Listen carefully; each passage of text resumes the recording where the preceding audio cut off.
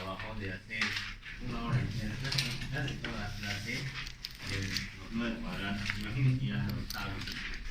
No solamente era eso, sino de aprender cuáles eran los órganos que están presentes en cada uno de estos cuadrantes. Porque de esta manera vamos a hablar ahora de dolor abdominal y ustedes tienen que saber qué se están refiriendo con esto, cómo se están de parte de trabajo. De todas maneras, al polar no epigastrio, primero son dos líneas que parten de la línea medio clavicular hacia abajo. Una y otra línea medio clavicular hacia abajo. No, hacia abajo. Y es una línea que pasa por debajo del borde clavicular y por encima de la línea superior. Eso divide al abdomen en 9 cuadrantes. Epigastrio, los del medio. Mesogástrico o región umbilical, hipogástrico, ¿no? Y los demás son flanco, hipocondrio derecho y hipocondrio izquierdo. Flanco derecho, flanco izquierdo. Posterior derecha, posterior izquierda, ¿no? Estos son los 9 cuadrantes que ustedes deben conocer a cabalidad. También 9 áreas o regiones. Tenemos los que son cuadrantes superior externo, superior derecho, superior izquierdo, inferior derecho, inferior izquierdo, salud. Y tenemos que conocer todo esto de la anatomía, ¿no? De esa manera yo puedo decir el dolor está en cada órgano, o puede ser esto, puede ser el otro, ¿no? Y como el error que cometían antes, el año pasado fue en plena visita médica, un alumno dijo tiene un dolor a nivel de costillas izquierda, pero a ese nivel, ¿no? Y el dolor, ¿qué órgano puede estar afectado a ese nivel? Nivel de el apéndice, ¿no? Entonces ahí prácticamente la hubiera puesto para todos estos médicos al decir que la apéndice está en zona de costillas izquierda, ¿no? Entonces prácticamente no conocían anatomía en el alumno, entonces por esa razón es que algunos no van todavía a práctica, porque quiero ver que me demuestren que han leído enfermedades para poder ir a práctica, porque si no, prácticamente van a ir a ver solamente, y eso no es práctica, porque ya ahora después de que no hay diagnósticos que van a práctica, están yendo a evolucionar directamente y a presentar los pacientes, ¿no? Así como esta mañana he habido compañeras, han presentado por lo menos madres ni han presentado, que se han animado a hablar. Sin embargo, está falta todavía el tema del balance. Todos hemos aprendido, todos se les ha enseñado desde un principio balance, cómo se pregunta, todo eso estamos aplicándole ahora, ¿no? Si es que no dan tomado atención, ahí están medio perdidos. Es medio complejo de volver a hacer lo mismo. Entonces, directamente se va a afectar. Todos hemos visto de cabeza, cuello, anamnesis, no están haciendo historia clínica, solamente evoluciones. Es mucho más sencillo, porque ya tienen pacientes ahí, ¿no? Lo mismo ya, ahora vamos a decir a 2 personas que van a ir mañana y que van a ir directo a evolucionar. Por lo general, los que van directo a evolucionar son las personas que ya fueron anteriormente, ¿no? Y que van a ir por su segunda vez de adelante. Esas personas van a ir mañana. Entonces te van a pasar la guardia de sus 2 compañeros. Ese es el detalle de saber el lugar exacto. Estamos aplicando todo eso. En el interrogatorio, la lactancia, pacientes que tienen más cólicos intestinales, por el tema de mala digestión, proteínica, ¿no? Aerofagia, consumo de aire. En la pubertad, las apendicitis, las vesículas. En la adultez, ya un poco más las enfermedades tipo cirrosis crónica, las cositas inevitables y demás, ¿no? Así habíamos hablado ayer de varios factores de riesgo asociados a su filiación, ¿no? Y hemos empezado con lo que es el motivo de consulta, siendo la disfagia uno de ellos. Hay varios motivos, si ustedes ven el libro hay muchos más, pero ustedes ya tienen que ir repasando eso, ¿no? Prácticamente no podemos hablar de cada uno de los síntomas, signos, porque eso ya es para que ustedes vayan leyendo y vayan repasando y vayan aplicando a la práctica. En la disfagia biológica es la dificultad para el alimento, más propiamente en los adultos mayores que sufren UACD, aumentando la mortalidad, pero también en los que no sufren UACD. Ejemplo, en este cuadrito de las causas de disfagia, todos deben aprender a diagnosticar ayer, porque tenemos un pacientito justo ahora con tumor de diabetes, que está produciendo cierto grado de disfagia. Si bien él dice, puedo comer todo eso, pero los sólidos no le entran, ¿no? A los sólidos no puede ingerir. Entonces ahí tenemos un problema del tumor mediastínico explícito que está produciendo compresión esofágica y entonces tiene cierta disfagia, ¿no? Y eso, fíjense, estamos con un paciente así. De 3 pacientes, uno es de 4 en realidad, uno está tiene esto. Entonces hay que tener mucho cuidado con todo lo que leamos, porque a veces decimos lo más llamativo, el doctor ha dicho accidente cerebrovascular, y los demás ya no lo leen. Es más, ni se mezquinan a averiguar qué significa cada uno de estos, ¿no? Lo ideal sería que lean cada uno de estos y sepan por lo menos el concepto de qué es una calasia, qué es una esclerodermia, qué es una estenosis, o sea, cuál es el diagnóstico o el concepto, ¿no? No es necesario saber toda la enfermedad en sí, pero por lo menos saber a qué nos estamos atacando, a qué nos estamos metiendo para leer ese tema, ¿no? Entonces, es importante saber eso. Primer paso para un paciente con disfagia es determinar si tiene disfagia orofaringea o disfagia esofágica. Segundo paso para ver si la disfagia es mecánica o es motora, ¿no? Y en base a eso pedir estudios, habíamos dicho. Los estudios que podemos pedir, por ejemplo, una imagen de contraste de vario, ¿no? Ahí pueden pedir estudios radiológicos por la ingesta de contraste de vario y ahí se ve cómo va deduciendo. Y no solamente es el trayecto, todo el trayecto esofágico hasta llegar al estómago se ve de esta manera, ¿no? Incluso si hay estenosis, se ve la estenosis. Fíjense en este lado, el negro es el contraste que está en su boca y luego va tragando el esófago, todo él, ¿no? Pero fíjense en este lado, está tragando el negro y fíjense esta zona, se queda el contraste, ¿no? Se queda ahí. Y eso habíamos dicho que puede tratarse de, en realidad, un divertículo que está así. Esto es lo patológico. Lo normal es esta imagen de la izquierda, pero lo patológico es esta imagen de la derecha, que también lo ya tienes un divertículo. Y ahí se va acumulando la fertilidad y va produciendo disfagia en el paciente, ¿no? La alimentación se va acumulando. Entonces, ese era el término de disfagia. Algunas preguntas que nos ayudan. En su libro hay varias, como ejemplo, como una guía para ustedes, de qué pueden preguntar para una disfagia, para saber discriminar a qué lado apuntar con el diagnóstico. No es lo mismo una disfagia de causa motora por un accidente cerebrovascular o una disfagia por un divertículo de aceite. Son diferentes los tratamientos, ¿no? El divertículo vas a operar, el otro es tratar el cerebro, ¿no? Muy diferente. La motora y la mecánica, ¿no? Entonces, preguntarás si la disfagia está sólido, alimentos duros o adicto, agua, ¿no? O a ambos. Preguntarás en qué momento aparece la disfagia, al inicio de la deglución o al finalizar la deglución o al medio de la deglución, ¿no? O después, perdón, de la deglución. Entonces, son preguntas que nos van a ir guiando para diferentes tipos de diagnósticos clínicos que nosotros podemos dar. Y tenemos los algoritmos que también nos ayudan a discriminar y decir a qué tipo de lesión nosotros nos podemos ir a guiar, ¿no? Tenemos igual todos los algoritmos. El siguiente motivo de consulta es dispepsia. Solamente como ejemplo que estamos manejando es el dolor o malestar a nivel de epigastrio y o cuadrantes superiores del abdomen, ¿no? O regiones superiores del abdomen, ¿no?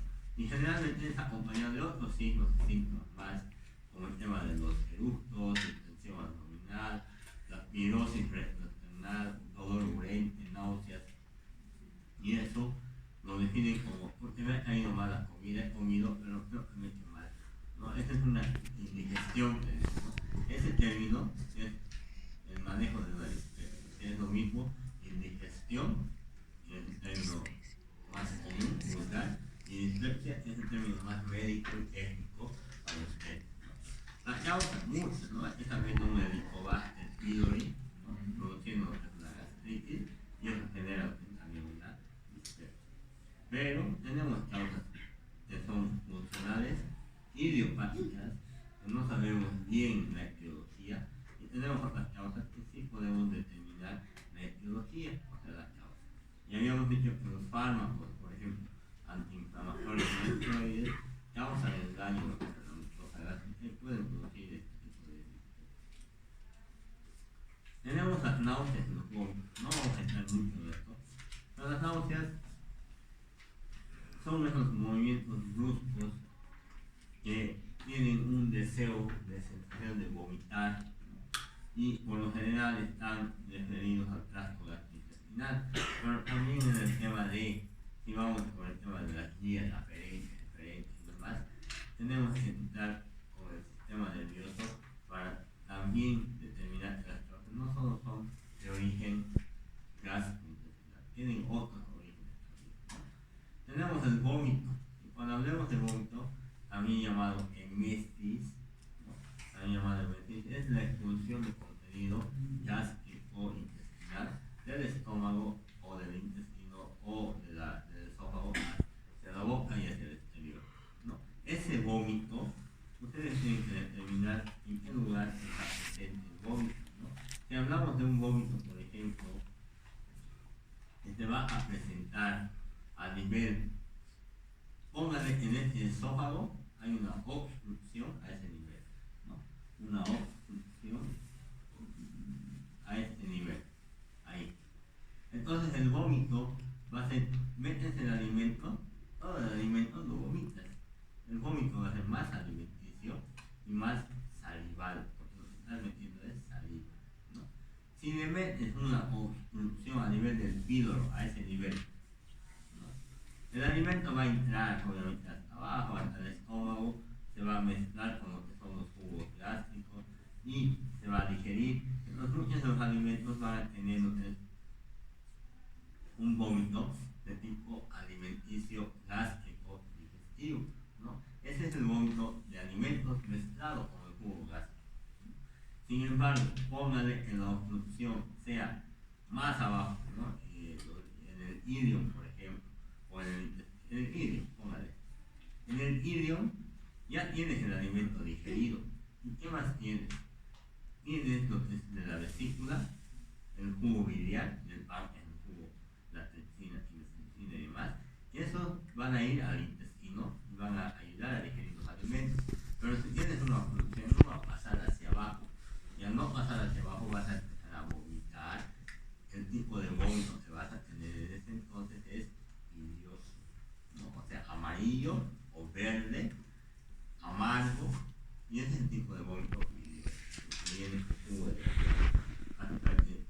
líquido biliar, ¿no? Imagínense en la obstrucción tenga un paciente que tenga un nódulo megafono, ¿no? Un intestino grande y un intestino grueso, ¿no?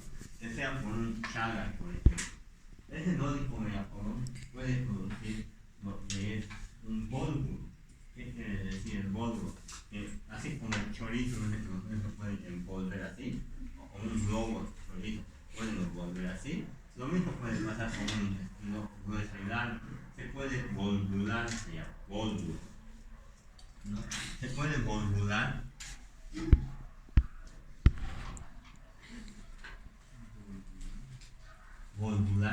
y esto es, y eso obviamente si está tapado el intestino a ese nivel, aquí está volvular, póngale, ya no va a pasar nada hacia abajo, no va a tener eliminación de gases, no va a haber catarsis ni nada por el estilo. ¿Y qué va a pasar? En algún momento dado va a tardar más porque tiene que deponer hacia el otro lado, te va a salir hacia el tubo, hacia la boca, tiene que deponer intestino, estómago y demás, pero va a vomitar el paciente.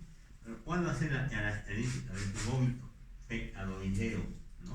Como heces fecales, prácticamente van a ser heces fecales que va a vomitar, ¿no? Así como esa fetidez, de esas características, prácticamente son heces fecales que salen por la boca.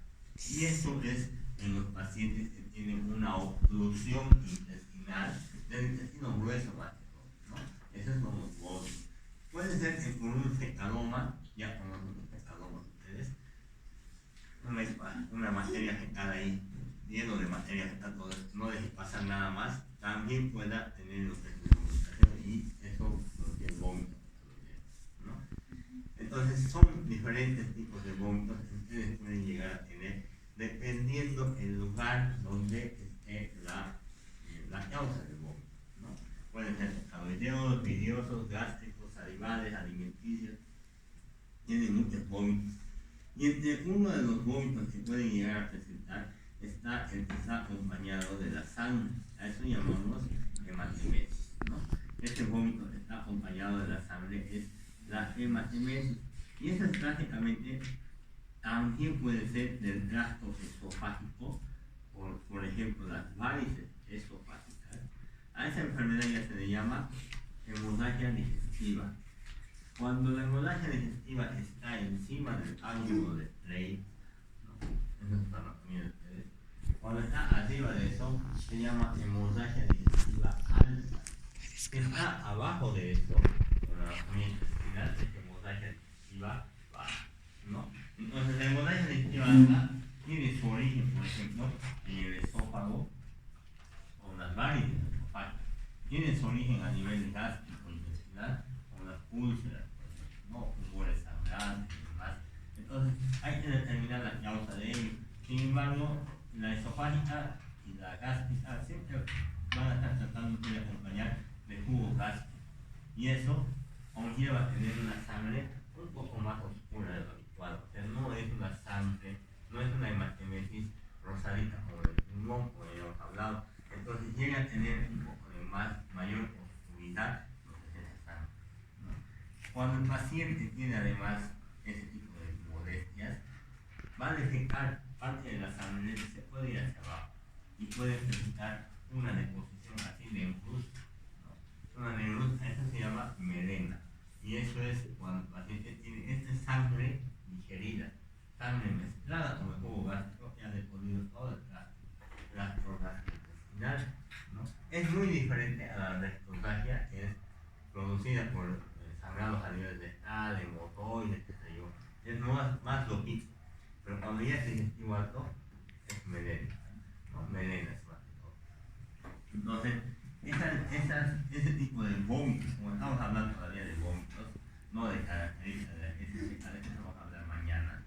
Ese tipo de vómito tiene que diferenciarlo, como la anterior clase ya hemos visto con la hemoptisis, y eso obviamente vamos a poner dos casos clínicos para que ustedes me digan si es una hemorragia digestiva alta, baja, o es una epistaxis, o es una bronquiectasia que está sangrando, un tumor pulmonar sangrante.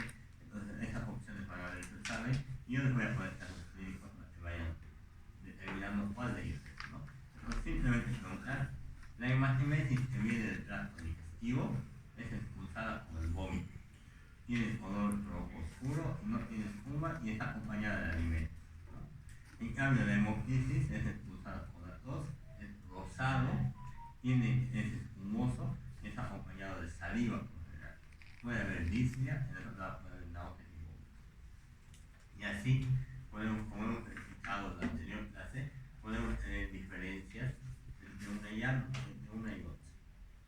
O sea, que los que vayan a práctica y empiecen a preguntar, ¿ha tenido vómitos? Y decir, sí, hemos tenido sangre. Si les dice eso, ya tendrán que ver a cuál lado deben apuntar, de dónde es el paciente, mucha gente tiene paciente que ha vomitado en la cara, ¿no? Tendrán que analizar si es una hemoptisis o es una hematemesis, ¿no? Entonces, por eso es importante que sepan, digamos, las diferencias entre ambas, porque muchas de las veces confunden y eso puede conllevar al riesgo. Los dos son de peligro, los dos son graves, los dos son de urgencia, pero si lo confunden demasiado tiempo, no se dan cuenta que es una hematemesis, había sido una hemoptisis, puede tratar de mala manera al paciente y eso producir el fallecimiento. Hay más motivos de consulta y hay enfermedades que podemos leer en la consultación, lo vamos a leer más adelante. Esa es la escala de Briscoe, por ejemplo, el gastroenterológico, esa escala nos hace hacer. Hay que preguntar al paciente cómo son las SSK del paciente, todo a detalle lo preguntamos. Los vómitos tienen mucho más importancia, las SSK, el tipo de SSK tienen más importancia. O sea, a veces el paciente dice, pero ¿por qué me está preguntando eso? ¿No? Y se pregunta por eso, ¿no? Pero eso vamos a avanzar mañana. El otro síntoma importante, motivo de consulta, no enfermedad actual, es el dolor abdominal. Este dolor abdominal que ustedes deberían haber leído, hemos leído del dolor abdominal.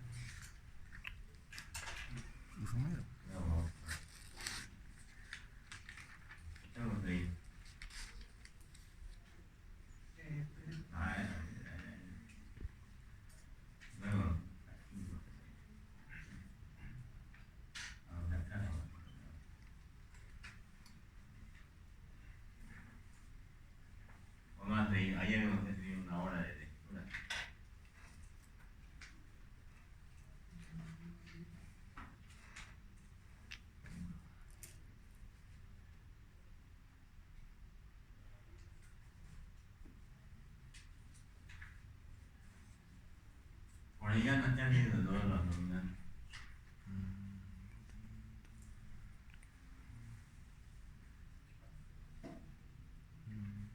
Oriana.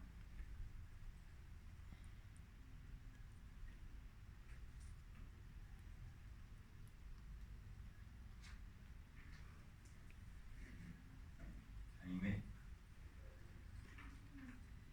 ¿Quiénes serían las prácticas? Así, a ver qué has leído. Leí que en su fisiopatología se dividía en tres: visceral, que era en la parte abdominal que estaba recubierto por el peritoneo. Luego también que los signos y síntomas son los más comunes y que son igual confundidos. O sea, tiene varias etiologías.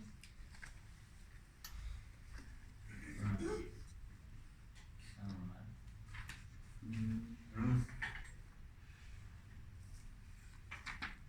Miriam. ¿Qué has leído del dolor abdominal? No te vayas a práctico, ¿no?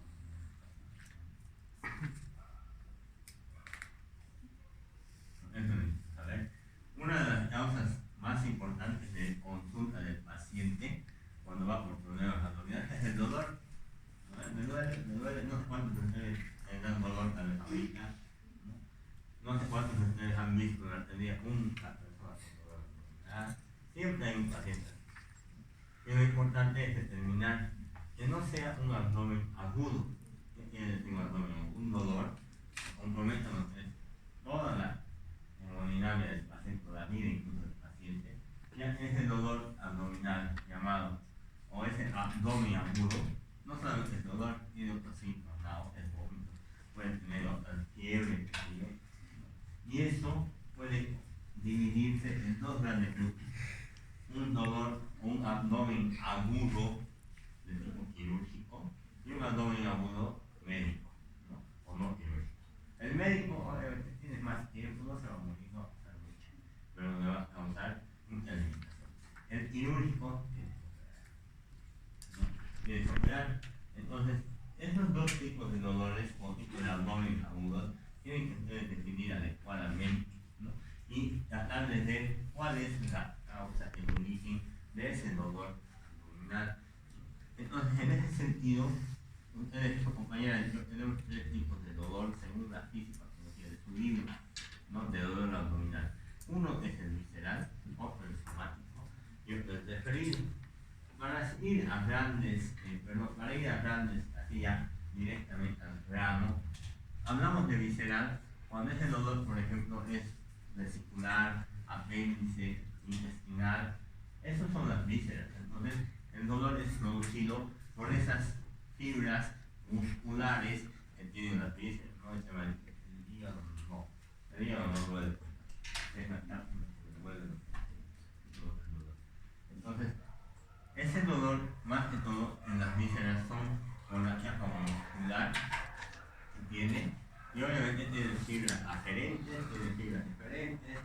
Eso ya es más tema de fisiología y de fisiopatología del dolor, ¿no? Entonces, eso es lo que va a generar el dolor. El somático ya no tiene que ver con la misma víscera en sí, sino con la envoltura que lo tiene alrededor. En este caso, el peritoneo. El peritoneo también puede sufrir una irritabilidad y producir lo que es el dolor. Y el referido es cuando el dolor se irradia del otro lado. Quiere decir, por ejemplo, un infarto agudo de miocardio, donde el dolor está referido o irradiado a la región de epigastrio, ¿no? Muchas veces tiene dolor en epigastrio y ese es el dolor que está produciendo a nivel abdominal un infarto o una neumonía que puede irradiar a la fosa derecha. Entonces, ese es el dolor referido que ustedes también. Entonces, esos tres tipos de dolores tienen que nomás analizarlos. Entonces, para ello, habría que ver esta tablita, ¿no? Y les pongo ahí, ¿no? Y ahí, paciente femenina, masculina, trabaja de seguridad, ha tomado todo el fin de semana, y para calmar el dolor de cabeza de Chucky se ha tomado 2 ketorol, 3 ibuprofenos, dosis diclofenac o si se aporta una ampollita de meloxicam.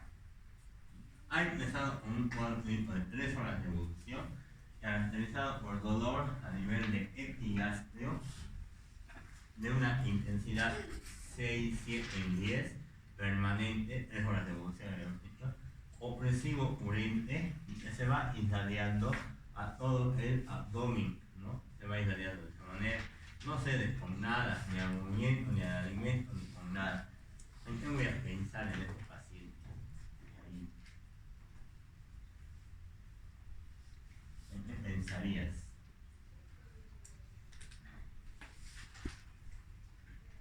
Ahorita voy a preguntar, ¿no? ¿Intoxicación? No, no lo es así. ¿En qué pensarías aparte de eso? Pancreático. No, no lo es así.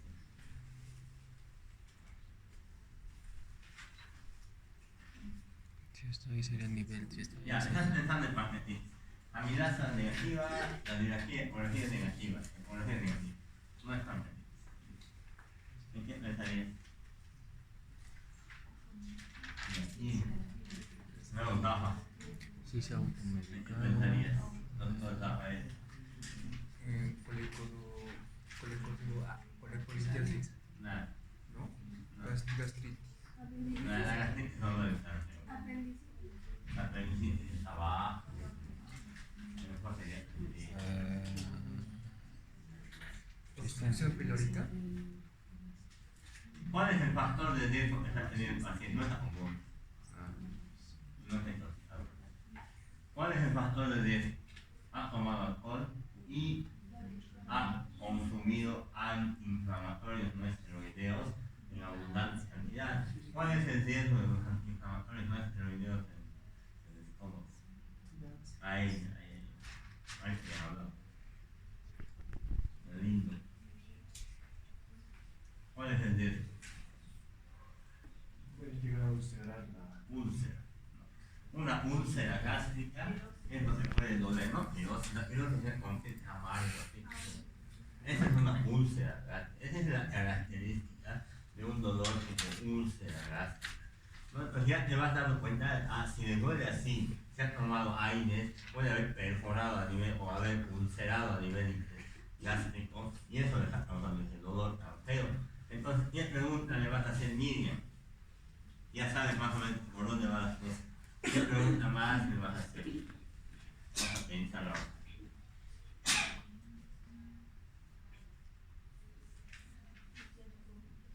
Si tiene vómito, chipada sí tiene vómito, ¿qué le vas a hacer? ¿Qué pregunta le vas a hacer? Estoy vomitando 5 veces y es vómito Con negro. sangre. Parece mezclado con sangre.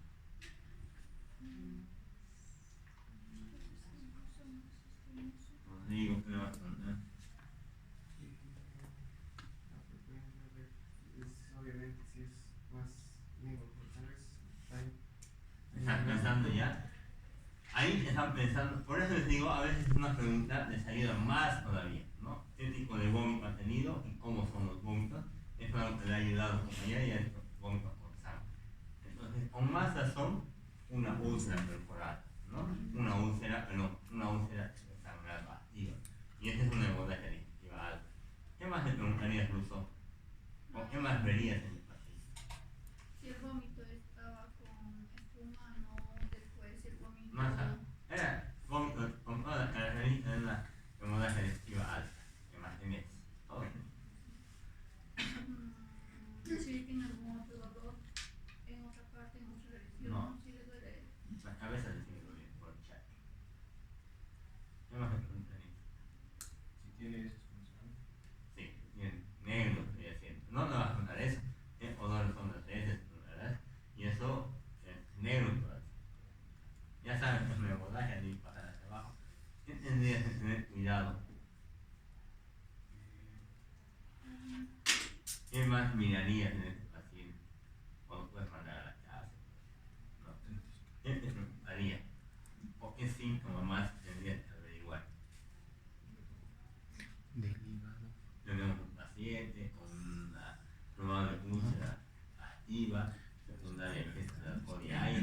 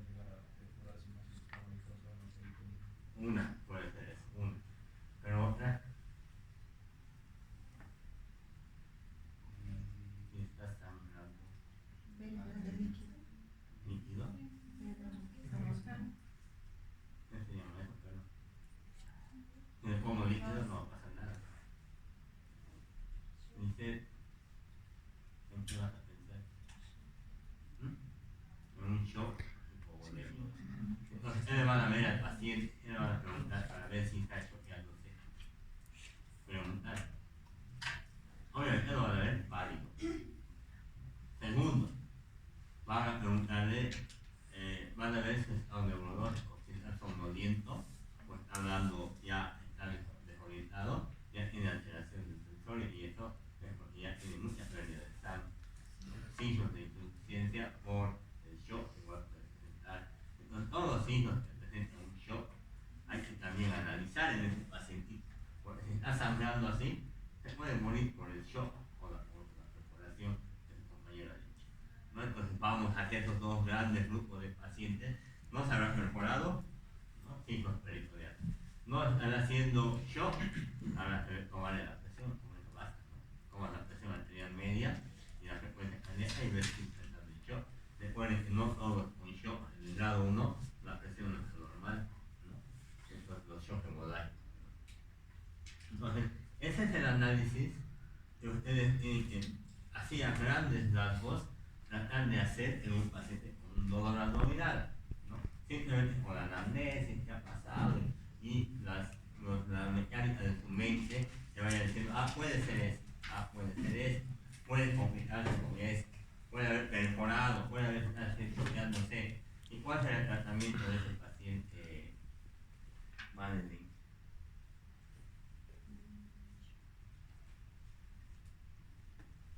Eso no.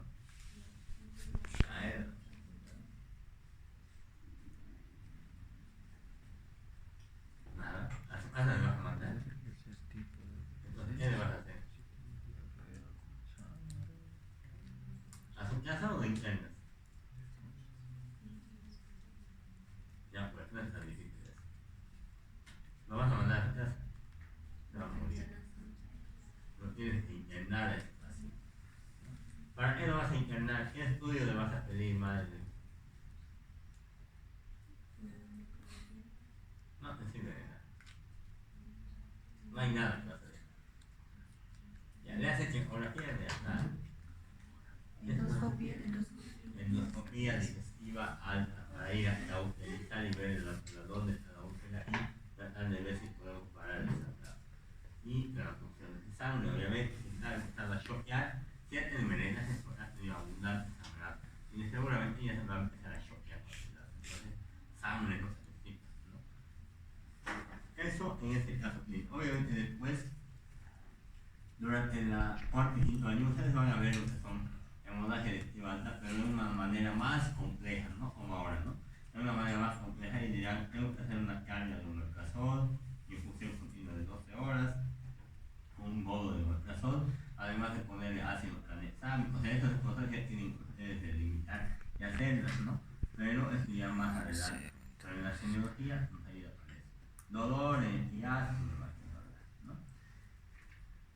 Zafa, tengo un paciente femenino que se ha ido a comer en Quinta de la Cruz al aeropuerto y ahora tiene un dolor de 6 horas de evolución después de eso, que se ubica en el hipocondrio derecho de la imagen B. Está irradiándose algo al epigastrio, a la región de mama y a la región axilar del lado derecho, ¿no? Tiene lo que es sin antecedentes. Y el dolor que va presentando, el dolor que va presentando es espasmódico, una intensidad de 6 en 10 y suele aparecer y desaparecer en el tiempo que le está doliendo. No cede y cada vez suele ser un poco más intenso el dolor. No tiene otros síntomas acompañantes y no tiene fiebre, escalofrío, náusea, vómito, nada más, solo es el dolor. No le cede con nada más y acude a tu presencia para que tú le trates y digas cómo le puedes tratar así. ¿Y qué vas a pensar en eso? Colecistitis aguda. Colecistitis aguda. ¿Y qué vas a pensar? Está en hipocondrio derecho. Recuerden los órganos que están en hipocondrio derecho. No es que la resiste. Pero ¿qué vas a pensar? Colecistitis aguda.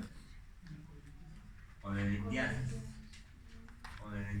y toda la voz, ¿y qué vas a pensar?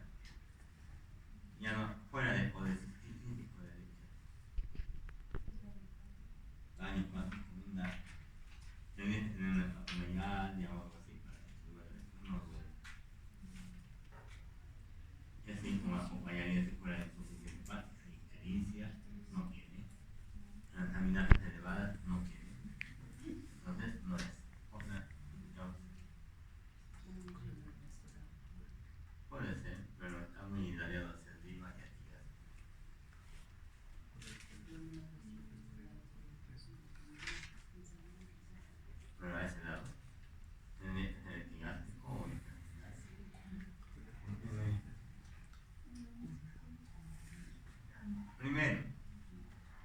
dicho codelitiasis es esto, ¿no? Codelitiasis es piedra en la vesícula. Nada más, eso es la codelitiasis. Y eso no es. Ustedes pueden estar como ahorita con listo por la vesícula y no necesariamente tienen dolor, ¿no? Entonces, esa es una codelitiasis. Una colecistitis, que es su compañero, es la inflamación de esa vesícula, de esa pared vesicular, ¿no? Ya sea por piedras o sin piedras, cualquiera de los dos, pero es la inflamación de esa pared vesicular y eso sí es para operar a paciente. Una coelocolitis es una presencia de piedritas, pero en la vía biliar, ¿no? Afuera ya de la vesícula. Y eso obviamente se va a generar después ictericia, pancreatitis y demás. Y una colangitis es la inflamación o infección de la vía biliar, ¿no? De toda la vía biliar. Entonces son 4 términos diferentes. Pero el término que en este paciente presenta, no hay nada más de síntomas. El término que vamos a manejar en este paciente es simplemente un cólico biliar. Es un abdomen agudo no operable, es un cólico biliar. ¿Cuál es el tratamiento? Antiespasmódicos, una buena dieta, analgésicos y acabó en teoría, ¿no? Porque seguro le vamos a hacer una ecografía de seguro, ¿no? Porque no siempre en medicina todo lo que estamos viendo está igual en el paciente. Y le voy a pedir nomás una ecografía. Y no hay nada en la vesícula, no hay pared engrosada, no hay nada, no hay piedritas, entonces solamente así por el alimento es un cólico biliar, ¿no? Y radiado eso. Indiferente, o sea, digamos que el paciente, a pesar de ello, ha tenido una inflamación de la pared vesicular, una colecistitis, ¿no? Ha tenido una inflamación, el dolor ya no es irradiado tan netamente hacia arriba, se va a irradiar hacia la región umbilical y a los lados de esa zona, ¿no? Sobre todo irradiado hacia el ombligo, vamos a poner ahí, ¿no? A la región umbilical. Entonces fíjense con la diferencia con el cólico, es más localizadito ahí. Vamos a avanzar puntos, sí, en maniobras, todo eso, y la semiología, por eso empezaron a decir, bodos para poder hacer análisis del páncreas, análisis del vaso, análisis de la vesícula, análisis de la apéndice, signos de apendicitis, puntos dolorosos, ¿no? Tenemos mucho para hacer en el examen, ¿no? Entonces, ese tipo de dolor sí es un dolor de tipo colecistitis, ¿no? Sí es un dolor de la inflamación y ese hay que tener más cuidado porque seguramente tal vez es para operar, ¿no? Entonces, esa es la diferencia entre el dolor tipo cólico y colecistitis de la vesícula, ¿no? Ambos son agudos, pero uno de ellos, el C, es el que probablemente llegue a operar.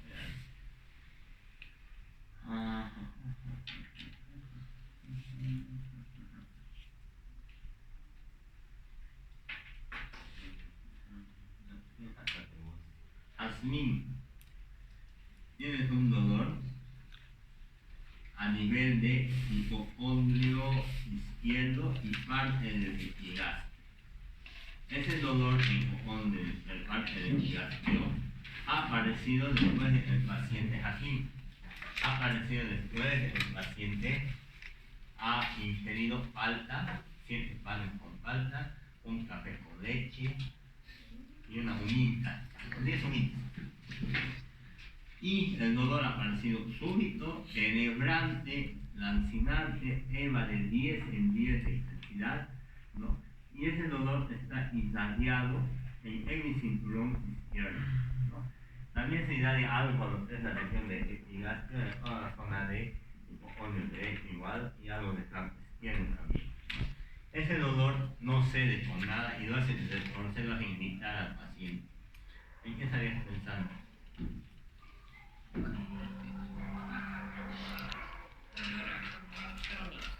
No, si sabes de 3 horas de evolución. Cuando hablamos de crónico, eso es muy crónico, saben que en el libro dice que no hay un tiempo límite.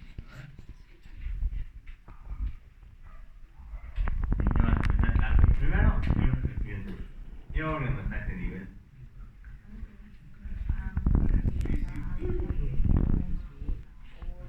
Ya. ¿Cuál de ellos produce un dolor de intensidad 10 en 10 en la escala de EVA?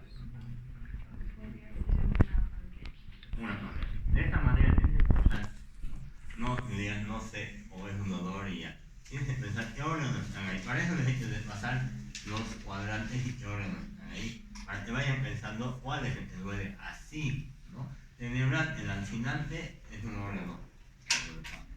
Espasmódico son los que tienen hueco adentro y son vísceras huecas.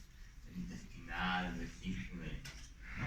Entonces, ese dolor es en hemicinturón. A ver, para ti. ¿Qué quiere decir en hemicinturón? El dolor, por ejemplo, tiene un dolor a nivel de habíamos dicho hipocondrio izquierdo, donde está el páncreas y demás. Ese dolor se irradia, o sea, se va a reflejar hacia la espalda por este lado, ¿no? Así va el dolor, por ese lado va así, hacia atrás. Entonces, ese es el hemicinturón que estoy diciendo. Se irradia en hemicinturón izquierdo hacia la región lumbar. Es diferente de la vesícula, que se irradia en hemicinturón izquierdo, en hemicinturón derecho, ¿no? Hacia la región lumbar, ¿no? Entonces, eso también tienen que analizarlo en el caso del pancreatitis, ¿no?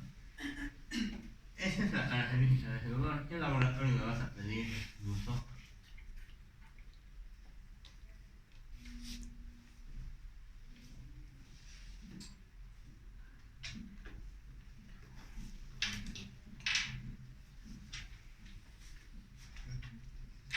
¿Qué le vas a pedir?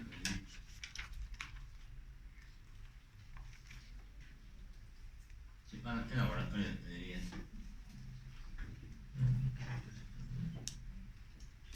Pancreatitis, ya está, más o menos. Pero para confirmar necesitas dos criterios de tres, ¿no? Uno es el dolor abdominal, otro es laboratorio y otro es una imagen, ya sea ecografía, tomografía. En el laboratorio, ¿qué le vas a pedir?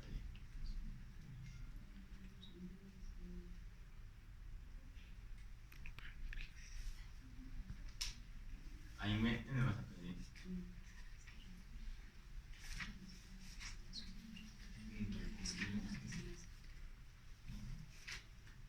Yo. ¿Qué le vas a pedir? El análisis de sangre. La sometría no te ayuda en nada. Le tienes que pedir si estás confirmando el diagnóstico de pancreatitis, pero para confirmar.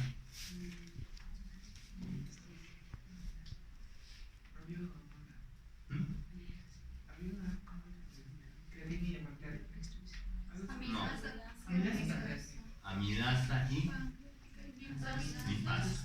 Con esos dos estén elevados 3 veces su valor normal, ya es una pancreatitis.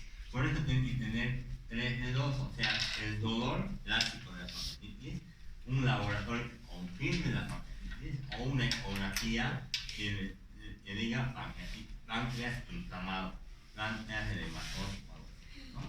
2 por lo menos tienen que tener para cuál es el valor normal, Sánchez de la amilasa.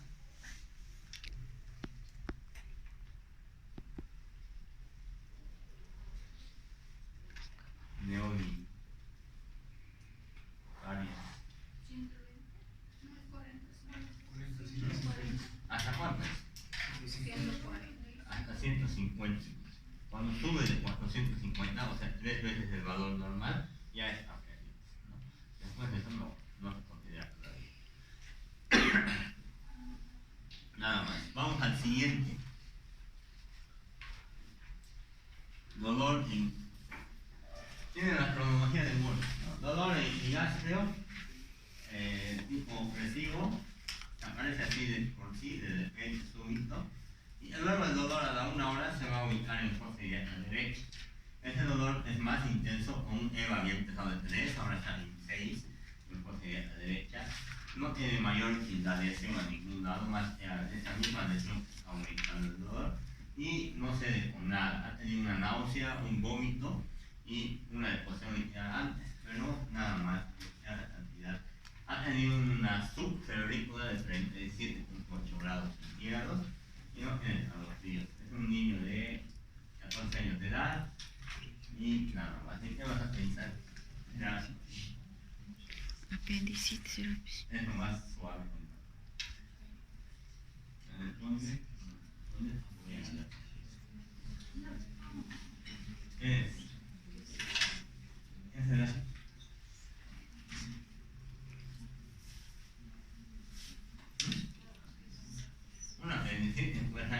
mujeres tienen que pensar que estamos hablando de toda la cronología, una apendicitis. ¿Por qué pensamos primero en eso? Porque esa patología, si ustedes no tratan inmediatamente, el paciente puede llegar a fallecer, ¿no? Hacer una peritonitis y fallece. Pero si fuera una infección urinaria, eso ya no va a pasar mucho, no se va a morir, ¿no? Pero si es una apendicitis, sí se puede fallecer. Entonces se dirán inmediatamente un hemograma, una ecografía, para ver si es o no para operar el paciente, ¿no? Y obviamente la técnica de ayudarle. Esa cronología de Murphy la vamos a ver más adelante cuando yo los apéndices, síntomas dolorosos y demás. Pero por lo menos esa es la cronología de la apéndice. Empieza en la lesión de epigastrio y el dolor va bajando hasta fosa ilíaca derecha. Entonces esa es la característica. A veces a los pacientes, y uno de los compañeros es testigo, lo que le han dicho es al empezar el dolor ahí, debe ser vesícula. Sí puede ser, ¿no? Debe ser vesícula, operaremos la vesícula, pero luego, al momento de entrar, antes de entrar, y cuando el dolor ya estaba más ubicado en fosa ilíaca derecha. Y no pueden ser los dos, ¿no? Un cirujano así le dijo, pueden ser los dos, vesícula y apéndice, y eso es medio imposible. Otra cosa es que no ha seguido la cronología habitual de la apendicitis, sino tal vez era nomás una apendicitis recién empezando y empezando a salir en la vesícula y querían sacarle la vesícula más al paciente, uno de sus compañeros, ¿no? Entonces, eso hay que tener mucho cuidado. Siendo cirujanos a veces estamos fallando, digamos, esa situación. El otro dolor, en hipogastrio, ¿no? Hipogastrio, en un paciente femenino de 19 años de edad, y ese paciente tiene disuria por latiuria. Ese dolor en hipogastrio, más disuria por latiuria, más una fiebre de no fiebre, no, ¿qué puede ser? A ella,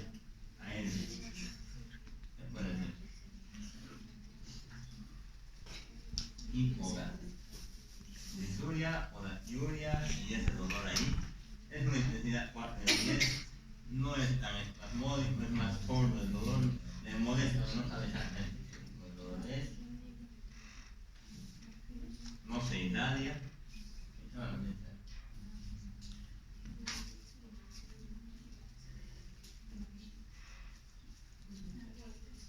digamos su compañera que ya me dijo, ya me está doliendo aquí abajo,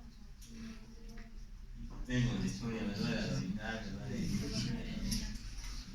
orinando, me lleva la pensar.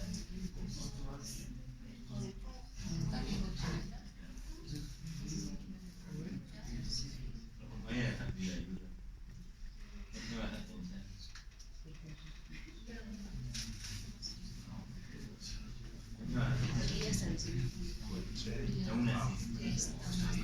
Es una infección urinaria baja. Entonces, simplemente pensar en eso. Aunque las mujeres tienen que pensar probablemente en algo también ginecológico, ¿no? Una enfermedad médica inflamatoria puede doler ahí. Entonces, incluso la irradiación de la vagina puede despejarse de esa zona. Entonces, hay que pensar nomás en la mujer en varias cosas en ese lugar. El otro tipo de dolor es en este lado. Fosa ilíaca izquierda. ¿Y qué vas a pensar en fosa ilíaca izquierda? Es un dolor de un mes de evolución, aparece, desaparece, no sabe con qué aparece, pero le da diarreas más frecuentes. ¿Y qué vas a pensar? Espasmódico el dolor y desaparece a los 20 minutos. Luego de vuelta aparece y otra vez aparece. Ya está cansado el señor. No es muy fuerte, pero le molesta.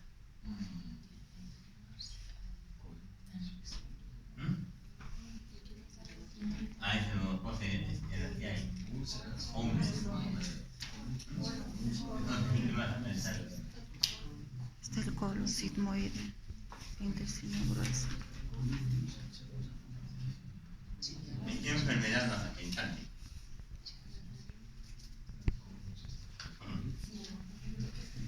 Eso, una tiflitis, una colitis.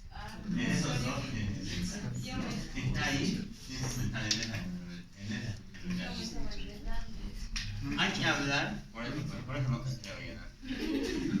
Hay que hablar del dolor a nivel seno-uretral, ¿no?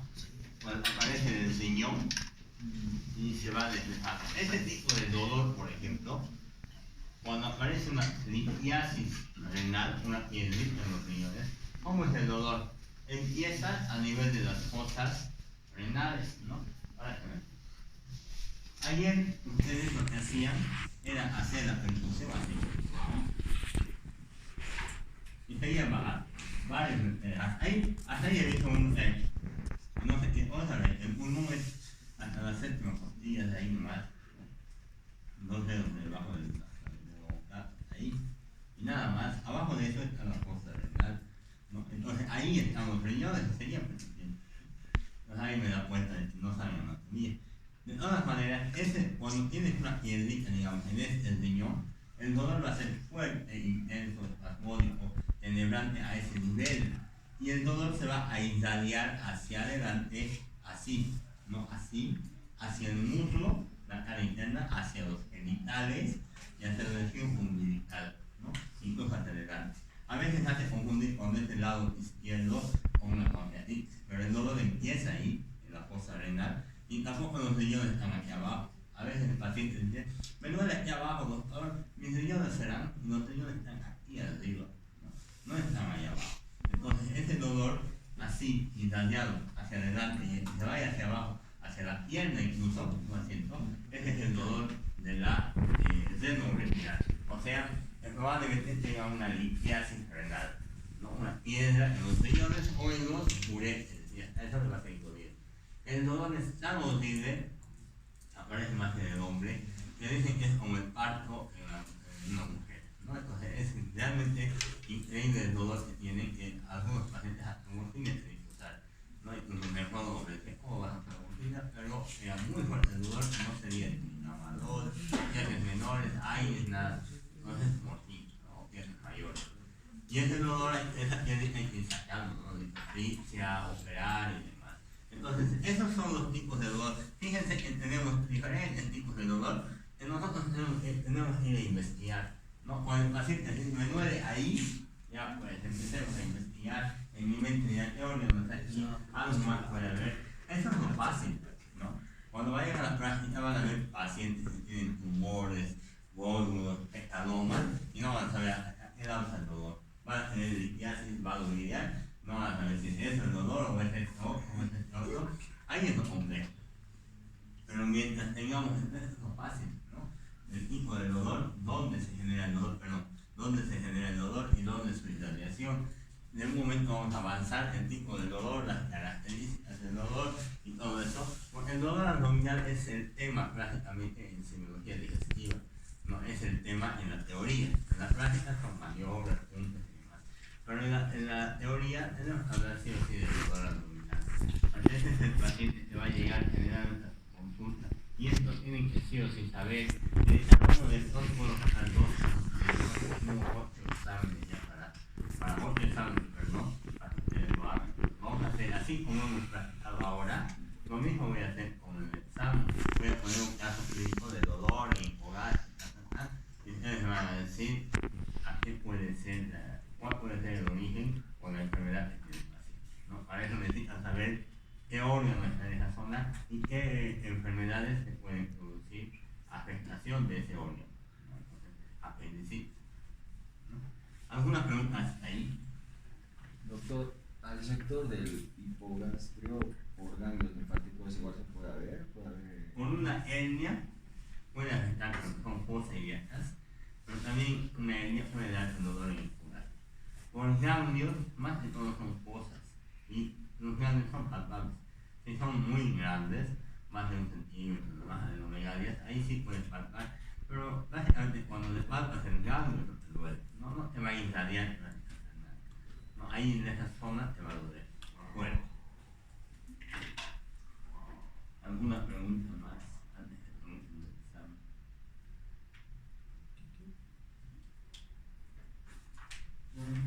Luego vamos a ver las características del dolor en la piel familiar. Es lo mismo, pero al revés.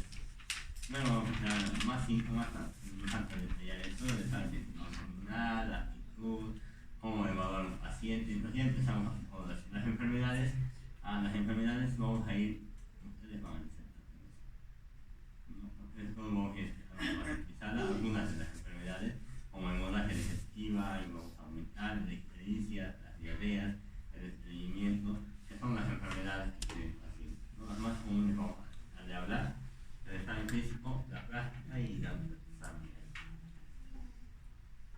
no hay más preguntas, no se tengan que hacer